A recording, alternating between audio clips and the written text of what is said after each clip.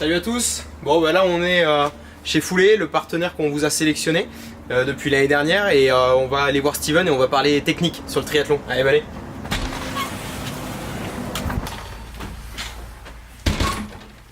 Salut les gars, salut Steven. Salut Clément. Ça va? Ça va et toi? Ça va Antoine? Ça va et toi? En pleine forme? Ça va, tranquille. Bon super. Bon bah on est là aujourd'hui, on va parler un peu technique avec Steven et Antoine pour le cross-tri. On y va? On y va. Allez. Donc pour toi, quel est votre intérêt d'être présent sur le cross triathlon des Terres Blanches?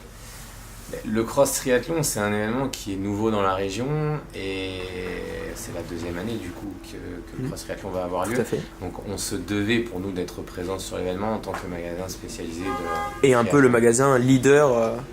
Là, du coup, on va être un peu plus sur le côté technique de la course. Qu'est-ce que tu nous conseillerais, enfin du moins pour les futurs participants du cross-tri comme matériel?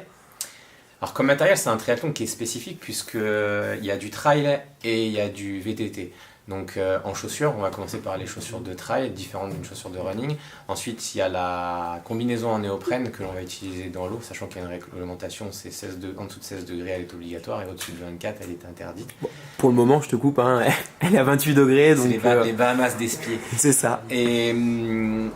Et faut savoir aussi que pour les débutants, on propose la location de combinaisons en néoprène. Ensuite, la ceinture porte-dossard qui est obligatoire sur le cross triathlon et qui servira, ça coûte 10 € et ça servira toujours, permet de changer le dossard, de le mettre devant sur la course à pied et de le mettre derrière sur le vélo. Donc ça, en fait, la ceinture porte-dossard, c'est un peu l'outil hyper important pour un coureur, aussi bien un triathlète qu'un trailer ou qu'un runner. Oui, tout à fait. Et je peux d'ailleurs vous parler de ma première anecdote, mon premier triathlon. Donc ça remonte, les épingles à nourrice. Je les ai mises et au moment d'enfiler mon t-shirt, les épingles sont tombées et j'ai perdu une transition de 10 minutes. Normalement, qui dure à peine une minute. Ouais, pour les personnes plus expérimentées. C'est ça.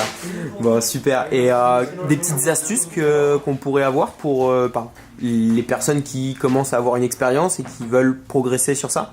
Alors il y en a plusieurs, il y a celles qui ont de l'expérience et à ce moment-là on va aller chercher des astuces matérielles comme les lacets notamment automatiques. Il y a tout un tas de petits conseils, c'est surtout vers les débutants que l'on va s'adresser, qui eux souvent ont un stress en fait au moment de la course. Donc déjà c'est la partie natation, le stress du paquet, donc évitez de vous mettre en plein milieu du paquet, mettez-vous sur les extérieurs, vous verrez, vous serez rassuré, il y a un peu moins de monde. Ensuite, le deuxième stress que l'on va avoir, c'est la transition, comment retirer la combinaison, où est-ce que se trouve mon matériel.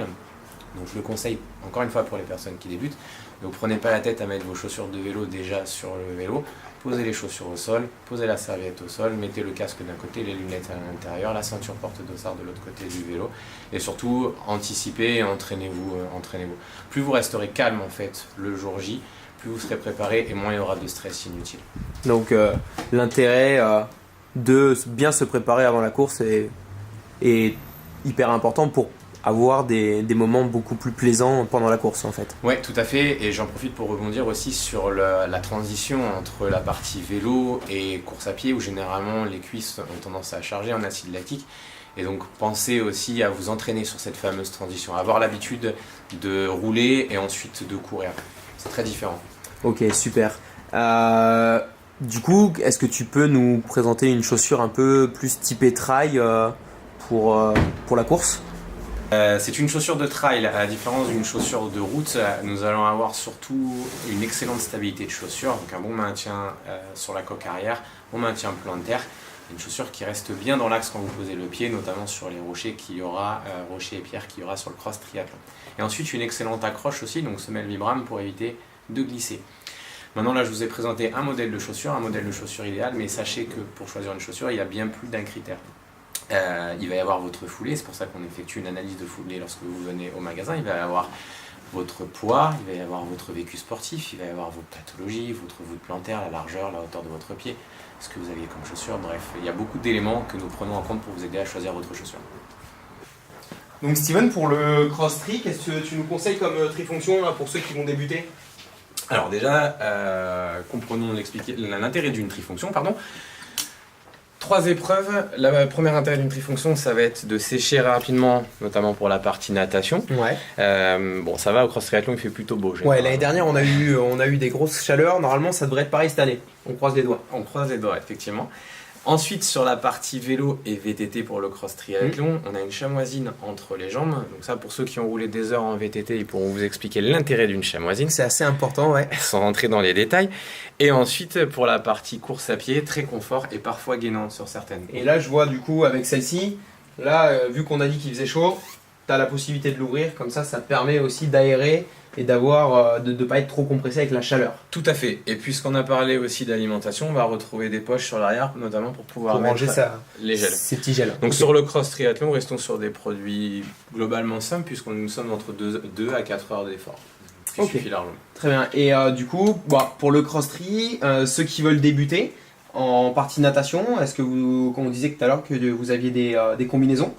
Du coup, qu'est-ce que tu peux leur conseiller pour ceux qui vont démarrer sur les épreuves du S ou du M pour le cross-tri? Bien sûr, donc combinaison néoprène, tout comme les trifonctions, on va rappeler rapidement l'intérêt, c'est meilleure flottaison, meilleure glisse et éventuellement répondre aux exigences de température. Alors sur le cross triathlon, à voir, parce que s'il fait beau... L'année dernière, on avait une température à 27 degrés, là en ce moment elle est à 28, donc bon, on va voir. Probablement qu'il n'y aura pas lieu d'être, ceci dit, je peux répondre à votre question. On réalise la location de combinaisons pour celles et ceux qui ne souhaiteraient pas investir. Et du coup, ça vous permet de découvrir le triathlon très facilement et à moindre coût. Ok. Un petit point nutrition. Vous avez l'avant, le pendant et l'après-effort. Alors pourquoi je parle de l'avant-effort? Parce que c'est tout aussi important de tester votre alimentation, de savoir avec quoi vous allez faire la course et qu'est-ce que vous allez manger le matin. Ensuite, vous avez le pendant l'effort qui est primordial, peu importe la distance que vous allez faire. Alors, il faut savoir sur le cross triathlon que vous avez des ravitaillements. L'avantage de prendre les produits en extérieur, c'est que vous allez pouvoir les essayer. Et ça, c'est primordial. Pourquoi apporter durant l'événement, durant la course? C'est que vous avez une utilisation des sucres rapides et des sucres lents. Et ça, il va falloir venir le pallier avec de l'alimentation. 3 formats, les boissons, les bars et les gels. Et ensuite, vous avez l'après-course, qui va vous permettre tout simplement de mieux récupérer. Et là, encore une fois, vous pouvez dès à présent les utiliser dans vos entraînements. Salut Steven, Salut merci Clément. pour tous tes conseils. Avec plaisir, merci à Et vous. on se retrouve le 31, 1er et 2 sur le cross-tri. Ouais, bien sûr.